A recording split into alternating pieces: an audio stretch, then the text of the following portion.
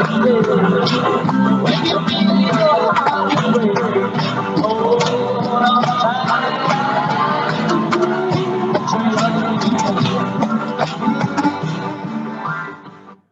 morning, Millennial Falcons. I got to work on my lip syncing, but that was Hold On Tight to Your Dreams, an oldie but goodie. And I love that message because there's always things that we're dreaming for, we're hoping for, and that's what keeps us going sometimes. So great song by a band called ELO.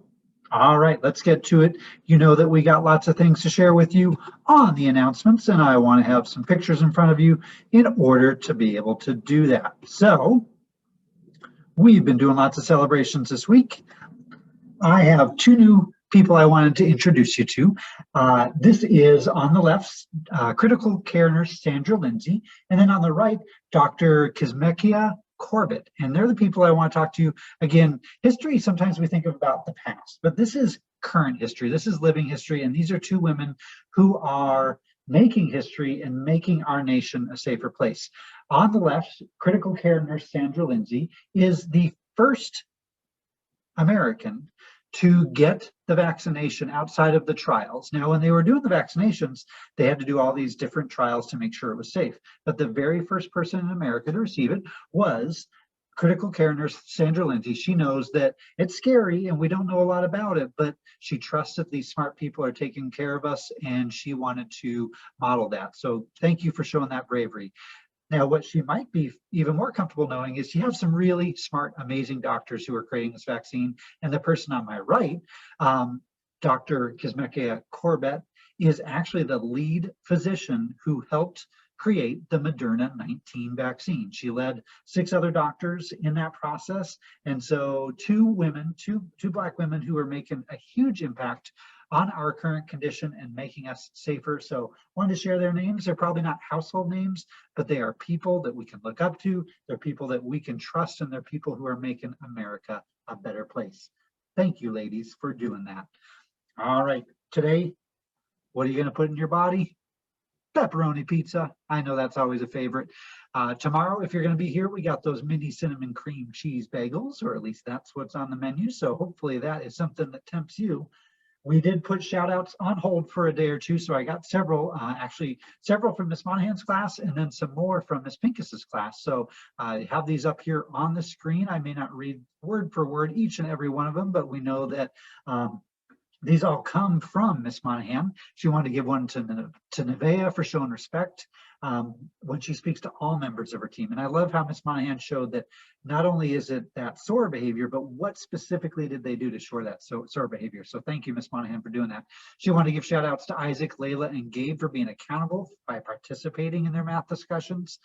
Her student teacher, Miss Noemi, being accountable for learning, especially in ELA. There's a lot of things for a new teacher to learn, and so that is a lot of accountability. Her 5th grade team, Miss Olney, Miss Kalua, and Miss Warren for being accountable and helping each other's well-being, because we always got to take care of each other. Our special area teacher, she wanted to give a shout out to Miss Yorio, Miss Buck, and Mrs. C for being accountable, because you guys are in charge of creating some lessons that keep the kids' interests, and that's a little bit tough online, and she wanted to let you guys know you're doing a great job with that. And also a big shout out to her entire class, who affectionately she calls Team Monahan, for your guys' respect and accountability. So thank you for sharing all that.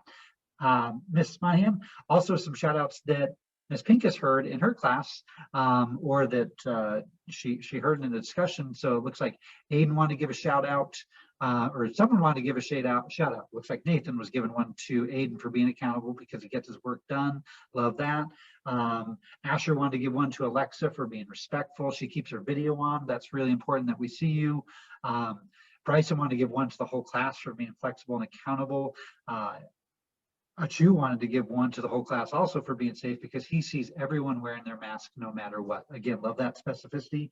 Sanaya wanted to give one to Eloise for being accountable, making sure she's paying attention. Aiden wanted to give one to Nathan for being organized and respectful, because he's always ready to go. Love that. And then Kayla wanted to give one to her whole class, because it's super hard to do work online, and they are doing their best and rolling with it. I like that phrase. Yesterday, we had a poetry example, and I didn't tell you who wrote it, and I wanted people to take a guess. Not many people took a guess. I don't know if people just forgot or they were afraid to make a mistake, but hopefully we know it's okay to fail if we're trying our best. But there were only 2 entries. And so you know what? I don't have any bowl that I'm going to pull from. We're going to give both these entries. Actually, we had 3 entries, but one had the incorrect answer. So the 2 people who had the correct answer were Miss Beth's class, yay, and Mrs. Sullivan's class. Woo-hoo! Both are flex sections. They get an extra 15-minute recess. And they correctly guessed that this was written not by our teacher, it was actually our teacher's husband, Mr. Yorio, but it was illustrated by Mrs. Yorio. Awesome job.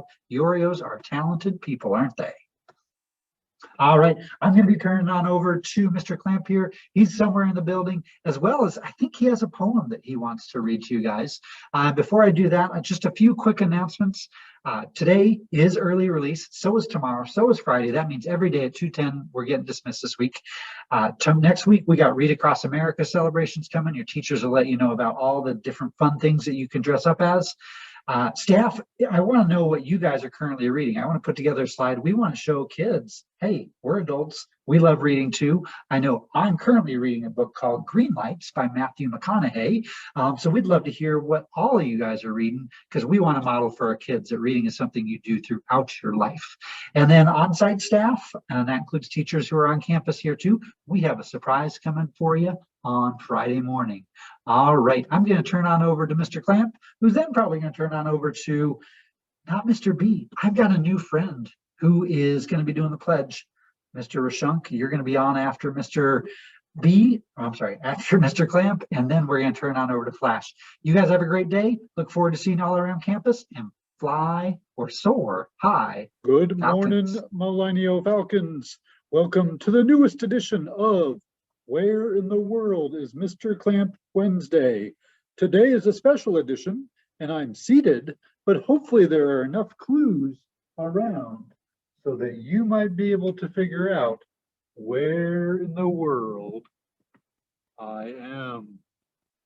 All right. This is a special edition because I hear there's a poetry contest, and I thought I would submit an entry or 2. Can I do 2, Miss Merrick? I'm not sure. My first one is a limerick. It says, once there was a man named Mr. Clamp, who many believed to be Mr. Lamp. Mr. Lamp aims to please and would never lie or tease the falcons who mistakenly think he is Mr. Clamp. The end. Thank you for listening to my limerick. Now the next one is an acrostic poem, and I spelled out my name, Clamp. You will see right here that it says, clearly not Mr. Lamp. I have luscious locks of hair. I'm annoyed that falcons think I'm a fraud. I might have similar taste in clothes as Mr. Lamp, so some people might think we're a little bit same there. I'm probably a distant cousin of Mr. Lamp. Maybe I need to go on one of those DNA websites or something to prove this.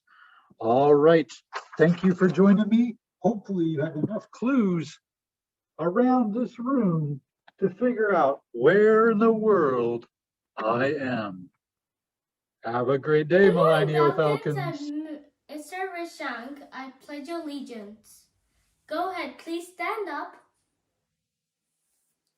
Take your right hand, place it over your heart. Ready, begin. I pledge allegiance to the flag of the United States of America and to the republic for which it stands, one nation, under God, indivisible, with liberty and justice for all. Okay, please for standing from all your silence. Great job. Now gonna turn on her flash to Millennial Pledge. Hi, my name is Tegan, and this is Flash. Let's get started on the Millennial Pledge. I pledge to be a Millennial Falcon. Watch me soar. Safe, organized, accountable, and respectful are my main 4. Have a great day, Millennial! Bye, Millennial!